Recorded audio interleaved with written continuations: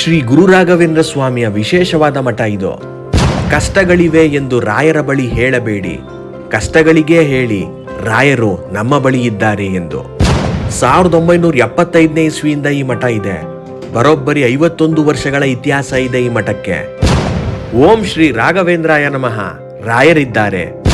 ಮಂತ್ರಾಕ್ಷತೆಯ ಮಹಿಮೆ ರಾಯರ ಭಕ್ತರಿಗೆಲ್ಲ ತಿಳಿದಿರುತ್ತೆ. ರಾಯರ ಬೃಂದಾವನದ ಮೇಲಿದ್ದ ಹೂವ ಪ್ರಸಾದ ಇದು.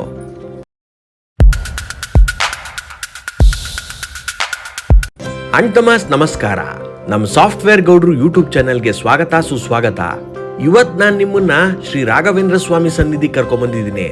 ರಾತ್ರಿ 8 ಗಂಟೆ ಆದ್ರೂ ಎಷ್ಟು ರಾಯರ ಭಕ್ತರಿದ್ದಾರೆ ನೋಡಿ. ಈ ಮಠ ಎಲ್ಲಿದೆ ಹೇಗಿದೆ ಅಂತ ನಿಮ್ಗೆ ಮುಂದೆ ಡೀಟೇಲ್ಸ್ ತಿಳಿಸ್ತೀನಿ. ನಮ್ಮ ಸಾಫ್ಟ್ವೇರ್ ಗೌಡ್ರು ಯೂಟ್ಯೂಬ್ ಚಾನೆಲ್ನ ಯಾರ್ಯಾರು ಸಬ್ಸ್ಕ್ರೈಬ್ ಮಾಡದೆ ವಿಡಿಯೋ ನೋಡ್ತಾ ಇದ್ದೀರಾ ಅವರೆಲ್ಲ ಸಬ್ಸ್ಕ್ರೈಬ್ ಮಾಡ್ಕೊಳ್ಳಿ.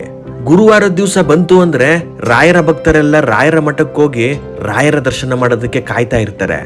ನಾನು ಕೂಡ ರಾಯರ ಪರಮ ಭಕ್ತ. ಹಾಗಾಗಿ ನಾನು ಪ್ರತಿ ಗುರುವಾರ ಯಾವ್ದಾದ್ರೂ ಒಂದು ರಾಘವೇಂದ್ರ ಸ್ವಾಮಿ ಮಠಕ್ಕೆ ಹೋಗಿ ರಾಯರ ದರ್ಶನ ಮಾಡ್ತೀನಿ. ನೋಡಿ, ನಾವು ಮಂತ್ರಾಲಯಕ್ಕೆ ಹೋದ್ರೂ ಈ ಸಾಲುಗಳು ಕಾಣಿಸುತ್ತೆ. ಕಷ್ಟಗಳಿವೆ ಎಂದು ರಾಯರ ಬಳಿ ಹೇಳಬೇಡಿ, ಕಷ್ಟಗಳಿಗೇ ಹೇಳಿ ರಾಯರು ನಮ್ಮ ಬಳಿ ಇದ್ದಾರೆ ಎಂದು. ಇಲ್ಲಿನ ಮಠದಲ್ಲೂ ಕೂಡ ಈ ಸಾಲುಗಳನ್ನ ನೋಡ್ಬೋದು. ಮನಸ್ಸಿಗೆ ಎಷ್ಟು ಧೈರ್ಯ ತುಂಬುವಂತ ಸಾಲುಗಳು ಅವು ಅಲ್ವಾ. ಅಯ್ಯೋ, ಅಷ್ಟೊಂದು ದೊಡ್ಡ ಕಷ್ಟ ಬಂದಿದೆ, ಏನಪ್ಪ ಮಾಡೋದು ಅಂತ ಚಿಂತೆ ಮಾಡ್ಕೊಂಡು ಕೂತ್ಕೊಳ್ಳೋದ್ರ ಬದಲು ಕಷ್ಟಗಳನ್ನ ಧೈರ್ಯವಾಗಿ ಎದುರಿಸ್ತೀನಿ ಅಂತ ನಂಬಿಕೆ ಹುಟ್ಟುವಂತ ಸಾಲುಗಳವು.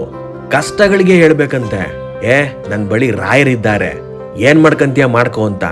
ಅವಾಗ ಕಷ್ಟಗಳು ಕರ್ಪೂರದಂತೆ ಕರ್ಗೋಗ್ತಾವಂತೆ.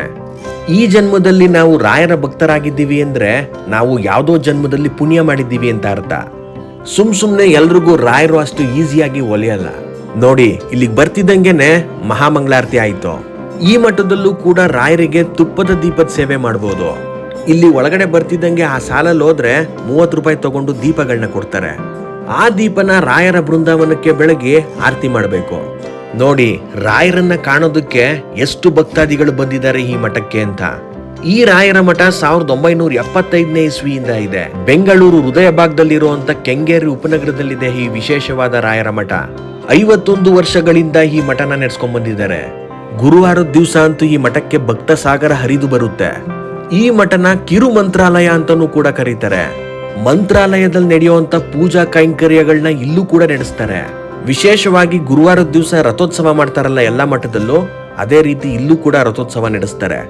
ಈ ಮಠದಲ್ಲೂ ಕೂಡ ಶ್ರೀ ಮೂಲರಾಮ ವಿಗ್ರಹ ಕೂಡ ಇದೆ. ಆ ವಿಗ್ರಹನ ರಥದಲ್ಲಿಟ್ಟು ರಥೋತ್ಸವನ ನಡೆಸ್ತಾರೆ. ಈ ಮಠದಲ್ಲಿ 2 ವಿಧವಾದ ರಥಗಳಿದ್ದಾವೆ. ಒಂದು ಬೆಳ್ಳಿ ರಥ, ಮತ್ತೊಂದು ಮರದ ರಥ. ರಾಯರ ಭಕ್ತರು ರಥೋತ್ಸವ ಸೇವೆನ ತಮ್ಮ ಇಚ್ಛೆಯ ಅನುಸಾರ ಇಲ್ಲಿ ಮಾಡಬಹುದು. ಈ ಮಠದೊಳಗಡೆ ಬರುವಾಗ ಲೆಫ್ಟ್ ಸೈಡ್ಗೆನೆ ಆಡಳಿತ ಮಂಡಳಿಯ ಕಚೇರಿ ಇದೆ. ಅಲ್ಲಿಗೆ ಹೋದ್ರೆ ತಮ್ಮ ಇಚ್ಛೆಯ ಅನುಸಾರ ರಥೋತ್ಸವ ಸೇವೆ ಮಾಡ್ಬೇಕು ಅಂತ ಹೇಳಿದ್ರೆ ಅವರು ಅಲ್ಲಿ ಡೀಟೇಲ್ಸ್ ಕೊಡ್ತಾರೆ. ಅಲ್ಲಿ ಒಂದಿಷ್ಟು ದುಡ್ಡು ಅಂತ ಕಟ್ಟಿಸ್ಕೊಂಡು ಇಲ್ಲಿ ಸೇವೆನ ಮಾಡಿಸ್ತಾರೆ. ಅವಾಗ್ಲೇ ನಿಮ್ಗೆ ತುಪ್ಪದ ದೀಪದ ಸೇವೆ ಅಂತ ಹೇಳಿದ್ನಲ್ಲ, ನೋಡಿ, ಇಲ್ಲಿ ಇಟ್ಟಿರೋ ದೀಪದಿಂದ ನಮ್ಮ ತುಪ್ಪದ ದೀಪನ ಹಚ್ಚಿಸ್ಕೊಬೇಕು. ಈ ಮಠದಲ್ಲಿ ತುಪ್ಪದ ದೀಪದ ಸೇವೆ ಮಾಡೋರ್ಗೆ ಒಂದು ಪ್ರತ್ಯೇಕ ಸಾಲಿರುತ್ತೆ. ಆ ಸಾಲಲ್ಲಿ ಒಬ್ಬೊಬ್ಬರೇ ಬಂದು ರಾಯರ ಬೃಂದಾವನದ ಮುಂದೆ ನಿಂತು ರಾಯರಿಗೆ ತುಪ್ಪದ ದೀಪದಿಂದ ಆರತಿ ಮಾಡಬಹುದು. ರಾಯರ ಭಕ್ತರಿಗೆ ಸೇವೆ ಮಾಡೋದಕ್ಕೆ ಈ ಮಠದಲ್ಲಿ ತುಂಬಾನೇ ಅಚ್ಚುಕಟ್ಟಾಗಿ ವ್ಯವಸ್ಥೆ ಮಾಡಿದ್ದಾರೆ.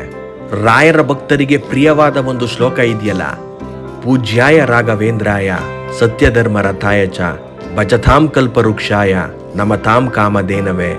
ಬೆಳಗ್ಗೆ ಎದ್ದ ತಕ್ಷಣ ರಾಯರನ್ನ ನೆನ್ಸ್ಕೊಂಡು ಈ ಶ್ಲೋಕನ ಹೇಳಿ ನಮ್ಮ ದಿನನ ಶುರು ಮಾಡಿದ್ರೆ ಆ ದಿನ ತುಂಬಾನೇ ಚೆನ್ನಾಗಾಗುತ್ತೆ.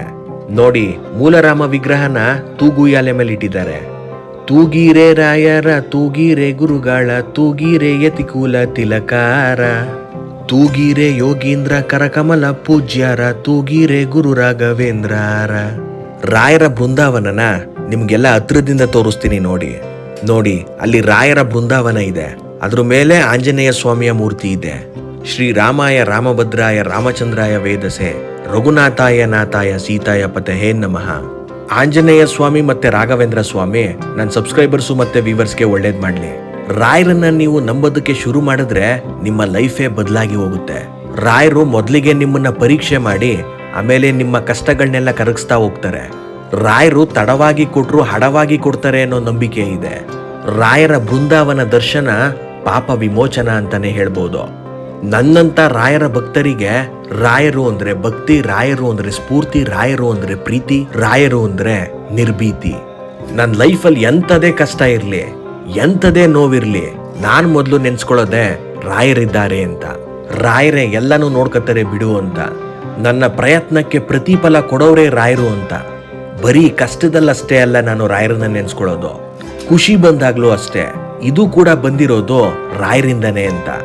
ಭಕ್ತಾದಿಗಳು ತಮ್ಮ ಇಚ್ಛೆಯ ಅನುಸಾರ ಈ ಮಠಕ್ಕೆ ದವಸ ಧಾನ್ಯಗಳನ್ನ ತಂದು ಇಡ್ತಾರೆ. ಈ ಮಠದಲ್ಲಿ ಈ ದವಸ ಧಾನ್ಯಗಳನ್ನ ಭಕ್ತಾದಿಗಳಿಗೇನೆ ಪ್ರಸಾದದ ಮುಖಾಂತರ ಕೊಡ್ತಾರೆ. ಈ ಮಠದಲ್ಲಿ ನೀವು ಅದನ್ನೇ ಕೊಡ್ಬೇಕು ಇದನ್ನೇ ಕೊಡ್ಬೇಕು ಅಂತ ಯಾರು ಹೇಳೋದಿಲ್ಲ. ನಿಮ್ಗೆ ಇಷ್ಟ ಇದ್ರೆ ಕೊಡ್ಬಹುದು, ಇಲ್ಲ ಅಂದ್ರೆ ರಾಯರ ದರ್ಶನ ಮಾಡ್ಕೊಂಡು ಬರ್ಬೋದು. ನೋಡಿ ಎಷ್ಟು ಜನ ತುಪ್ಪದ ದೀಪದ ಸೇವೆ ಮಾಡ್ತಾ ಇದ್ದಾರೆ ಅಂತ. ಇವಾಗ ರಾತ್ರಿ 8 ಕಾಲಾಗಿದೆ, ಆದ್ರೂ ಎಷ್ಟು ಭಕ್ತಾದಿಗಳಿದ್ದಾರೆ ನೋಡಿ. ಹಾಗೆ ಅಲ್ಲಿಂದ ಮುಂದೆ ಬಂದ್ರೆ ರಾಯರ ಬೃಂದಾವನದ ಬಲಭಾಗಕ್ಕೆ ರಾಯರ ಬಗ್ಗೆ ಪ್ರವಚನ ಮತ್ತೆ ಭಜನೆ ಮಾಡೋದಕ್ಕೆ ಒಂದು ಪ್ರತ್ಯೇಕ ಜಾಗ ಮಾಡಿಟ್ಟಿದ್ದಾರೆ. ಗುರುವಾರದ ದಿವಸ ಸಂಜೆ 7 ಗಂಟೆಯಿಂದ 8 ಗಂಟೆ ಒಳಗಡೆ ಬಂದ್ರೆ ಇಲ್ಲಿ ರಾಯರ ಸ್ಮರಣೆ ಮಾಡ್ತಾರೆ. ಹಾಗೆ ಈ ಜಾಗದಲ್ಲಿ ಭಕ್ತಾದಿಗಳೆಲ್ಲ ರಾಯರ ಧ್ಯಾನ ಮಾಡ್ತಾರೆ. ರಾಯರನ್ನ ನೆನ್ಸ್ಕೊಂಡು 5 ರಿಂದ 10 ನಿಮಿಷ ಧ್ಯಾನ ಮಾಡಿದ್ರೆ ಮನಸ್ಸು ನಿರಾಳ ಆಗತ್ತೆ. ಈ ರಾಯರ ಮಠನೂ ಅಷ್ಟೇ ತುಂಬಾನೇ ಕ್ಲೀನ್ ಆಗಿ ಮೇಂಟೈನ್ ಮಾಡಿದ್ದಾರೆ. ನಾವು ಅಷ್ಟೇ ಇಲ್ಲಿಗೆ ಹೋದಾಗ ಕಸದ ಬುಟ್ಟಿಯಲ್ಲೇ ಹಾಕೋಣ. ಇವಾಗೇನ್ ನೀವು ನೋಡ್ತಾ ಇದ್ದೀರಾ, ಇದು ಬೃಂದಾವನ ಇರೋಂತ ಗರ್ಭಗುಡಿಯ ಹಿಂಭಾಗ. ಈ ಮಠದ ವಿಶೇಷತೆ ಏನಪ್ಪಾ ಅಂದ್ರೆ, ನಾವು ಬೇರೆ ಯಾವುದೇ ಮಠಕ್ಕೆ ಹೋದ್ರೂ ಕುಂಕುಮ ಹಚ್ಕೊಳ್ಳೋದಕ್ಕೆಲ್ಲ ಸಿಗೋದಿಲ್ಲ. ಆದ್ರೆ ಈ ಮಠದಲ್ಲಿ ಕುಂಕುಮನ ಇಟ್ಟಿರ್ತಾರೆ. ಹಾಗೆ ಇಲ್ಲಿ ಮುಂದೆ ತೀರ್ಥನೂ ಕೂಡ ಕೊಡ್ತಾರೆ. ತೀರ್ಥ ಪ್ರಸಾದ ತಗೊಂಡಾದ್ಮೇಲೆ ಮಂತ್ರಾಕ್ಷತೆನೂ ಕೂಡ ಕೊಡ್ತಾರೆ. ಮಂತ್ರಾಕ್ಷತೆಯ ಮಹಿಮೆ ರಾಯರ ಭಕ್ತರಿಗೆಲ್ಲ ತಿಳಿದೇ ಇರುತ್ತೆ. ಮಂತ್ರಾಕ್ಷತೆನ ತಲೆ ಮೇಲೆ ಹಾಕೊಂಡು ನಾವು ಯಾವುದೇ ಕೆಲ್ಸಕ್ಕೆ ಹೋದ್ರೂ ಆ ಕೆಲ್ಸನ ರಾಯರೇ ಮುಂದೆ ನಿಂತು ಮಾಡಿಸ್ತಾರೆ. ಯಾವುದೇ ತೊಂದರೆಗಳು ವಿಘ್ನಗಳು ಇಲ್ಲದೆ ಆ ಕೆಲ್ಸಗಳಾಗೋಗುತ್ತೆ.